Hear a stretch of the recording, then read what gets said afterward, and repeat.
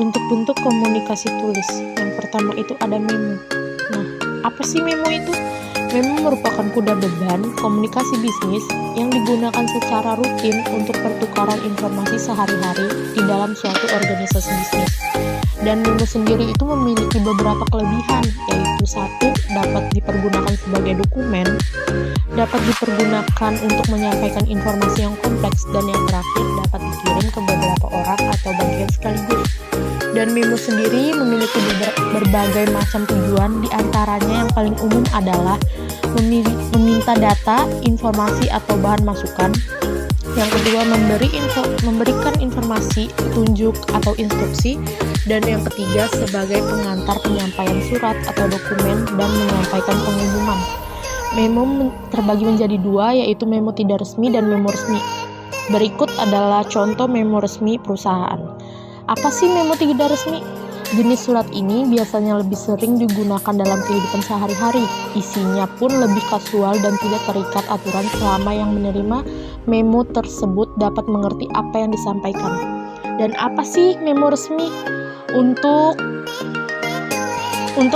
memo resmi biasanya digunakan untuk informasi ataupun instruksi yang sifatnya formal. Memo resmi inilah yang biasanya digunakan oleh organisasi ataupun perusahaan. Berikut adalah contoh resmi memo perusahaan. Yang kedua, surat bisnis.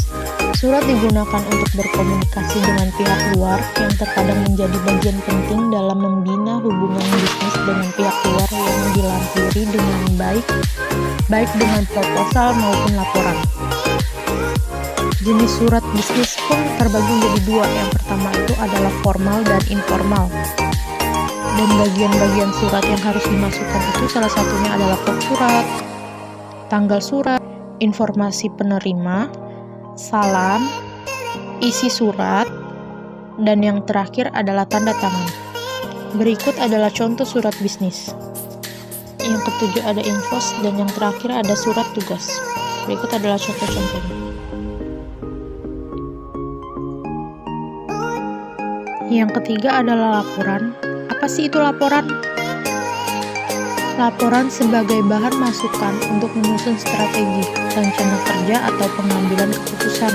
Laporan bisnis biasanya disusun untuk memenuhi kebutuhan pembacanya. Kebutuhan tersebut dapat berupa yang pertama itu bahan masukan data dan informasi tentang suatu hal, masalah, atau proyek. Yang kedua, hasil analisis data atau data hasil analisis. Kesimpulan dan saran yang bersangkutan dengan hasil analisis tersebut sesuai dengan penggunanya. Laporan bisnis ini dikelompokkan menjadi dua, yaitu laporan untuk keperluan perusahaan dan laporan untuk diserahkan kepada pihak ketiga. Bagian pokok atau utama dari laporan bisnis itu yang pertama adalah pendahuluan, yang kedua teks, dan yang terakhir penutup. Berikut adalah contoh dari laporan. Yang keempat adalah brosur. Apa sih itu brosur? Brosur adalah media informasi yang ditulis pada suatu masalah, disusun secara sistematis atau dicetak, hanya terdiri dari beberapa halaman dan dilipat tanpa mengikat selembaran atau dicetak dengan informasi singkat. Berikut adalah contoh brosur. Dan yang kelima adalah surat kontrak, yang keenam surat jalan. Apa sih surat jalan itu? Surat jalan adalah dokumen yang mencantum semua barang yang termasuk dalam pengirim dan sering disebut sebagai catatan pengiriman atau tanda terima barang. Presentasi bisnis yang baik. Presentasi bisnis adalah presentasi yang dilakukan untuk kegiatan bisnis. Presentasi bisnis ini biasanya dilakukan untuk memperkenalkan suatu produk, mempromosikan produk, atau mengusulkan dilakukannya pengembangan produk atau bisnis. Manfaat diadakannya presentasi bisnis adalah untuk mengembangkan bisnis yang pada akhirnya diharapkan dapat memberikan tambahan keuntungan kepada perusahaan. Karena itulah, presentasi bisnis harus dipersiapkan dengan matang.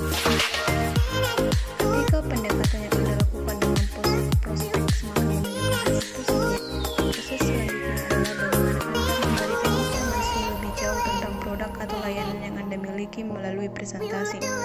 Dengan presentasi yang efektif, Anda dapat semakin mendekatkan diri Anda untuk menjadi orang yang dipercaya prospek. Beberapa tips untuk presentasi bisnis yang efektif. Sebelum berlanjut ke tips-tipsnya, berikut adalah beberapa hal yang perlu disiapkan sebelum presentasi bisnis. Yang pertama, topik yang bagus. Yang kedua, pemahaman tentang audiens. Yang ketiga, desain yang menarik. Yang keempat, jawaban pertanyaan.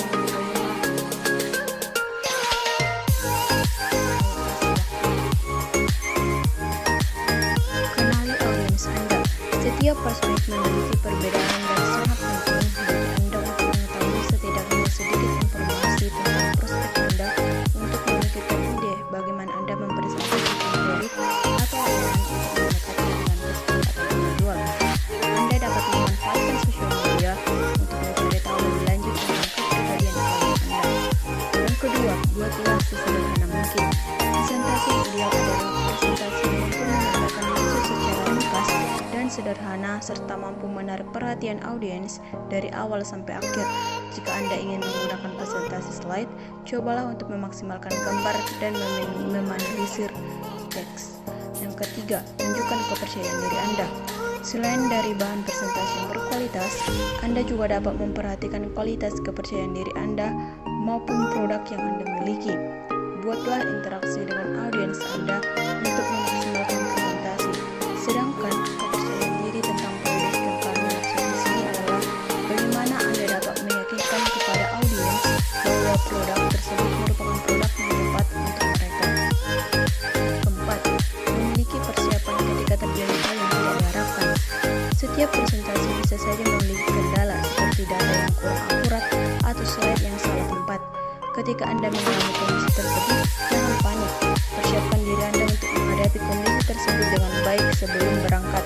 Khusus kesalahan slide, ada baiknya Anda harus benar-benar memperhatikan slide sehari sebelum presentasi.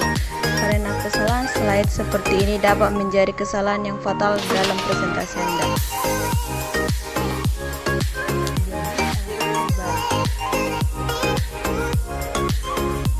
Pembahasan percaya diri, memiliki bahasa yang baik, punya selera humor, dan selalu berat. Kita membahas percaya diri. Percaya diri itu sangat penting bagi MC, karena MC itu memimpin sebuah acara agar acara itu terselenggara dengan rapi sesuai dengan jadwal dan schedule-nya. Yang kedua adalah beradaptasi dengan baik. Itu sangat penting banget buat para kita mau jadi MC. Karena apa? Ketika kita jadi MC itu harus pandai beradaptasi sama lingkungan, dan dia harus menyesuaikan, dia harus bawa serius apa enggak, atau dia ini acara formal atau informal.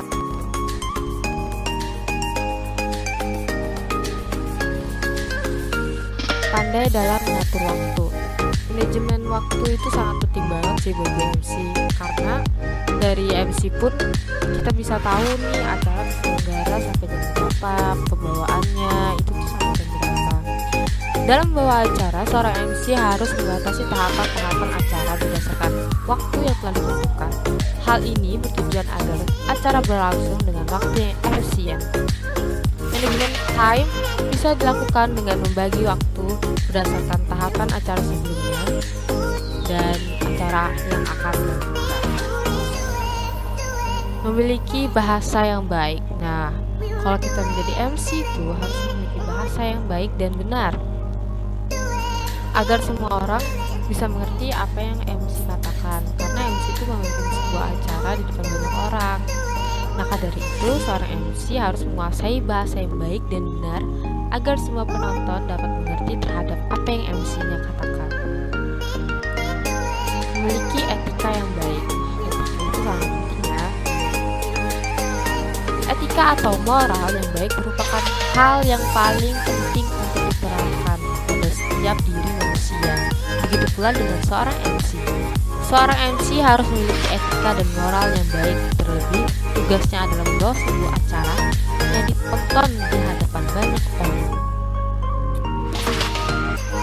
Punya pengetahuan yang luas. Nah, pengetahuan yang luas itu penting banget buat MC, serta wawasan yang luas. Hal ini berguna untuk terus-menerus mencari topik pembicaraan agar tak kehabisan ide dan detik sebuah acara. Seorang MC wajib menggali berbagai informasi secara rutin agar wawasan yang ia miliki kian hari kian bertambah. Selanjutnya, punya selera humor yang pas. Seorang MC dituntut untuk selalu menyenangkan agar acara tidak membosankan.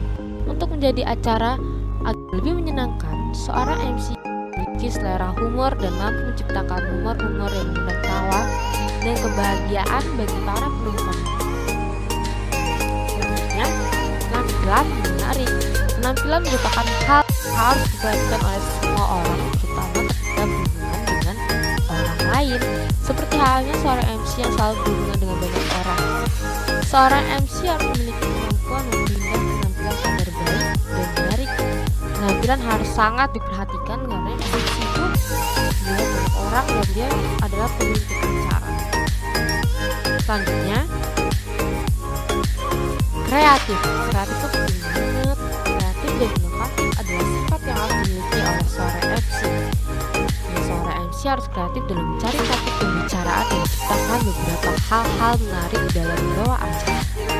Maka dari itu, kreatifan harus selalu diasah dengan selalu mencoba hal-hal baru yang dapat menarik perhatian.